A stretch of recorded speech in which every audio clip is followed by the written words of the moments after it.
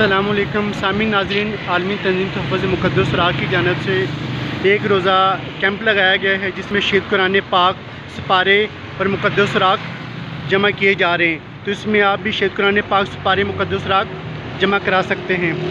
تو یہاں پر ہمارے پاس قاری آصف صاحب بھی موجود ہیں، تو آئین سے مقدس سراغ کے حوالے سے بات کرتے ہیں۔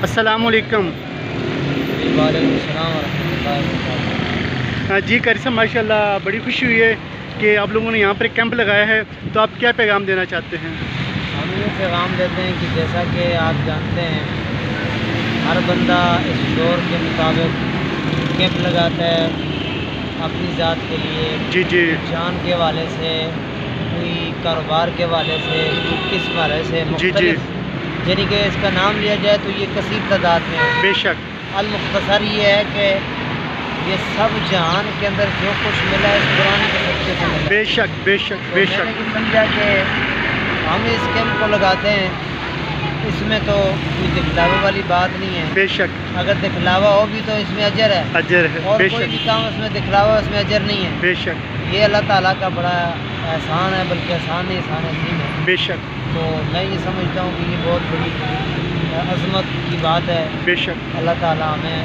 دین متین کی، قرآن حکیم کی سمجھ اور ادب تعظیم کی توفیق احمد عطا فرمائے۔ آمین۔